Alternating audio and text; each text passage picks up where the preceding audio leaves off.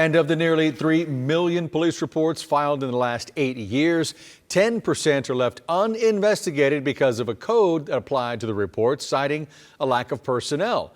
More than 260,000 cases and victims let down because there wasn't enough manpower to go around. The Houston Police Officers Union is reacting to this new information.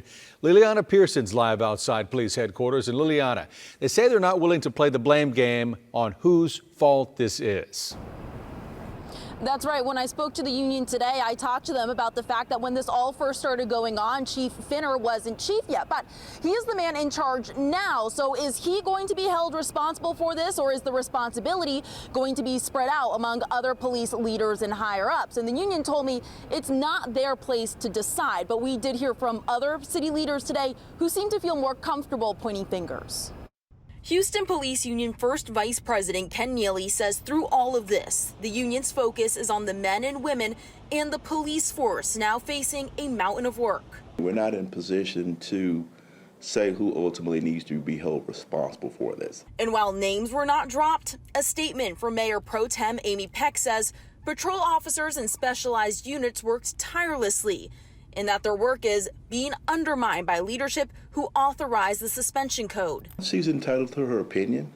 And again, the stance for the Houston Police Officers Union, our concern is for our officers and investigators that will be assigned to investigate these cases. Neely says to his understanding, the code could only be applied to reports by investigators and investigative supervisors.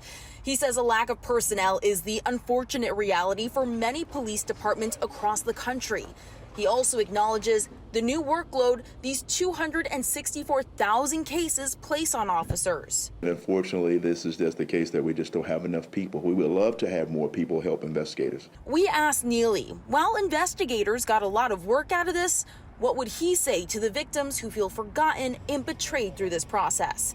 This was his response. The men and women of the Houston Police Department put safety of the utmost priority for the citizens that we took an oath to provide safety and security for.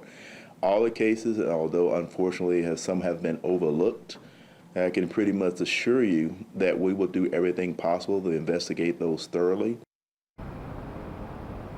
Neely also tells me through a strong relationship with the mayor and city council that an additional 5 police academy classes has been allocated to the police force this year. He says that alone should be a really big help with the personnel issue. I'm Liliana Pearson, ABC 13 Eyewitness News.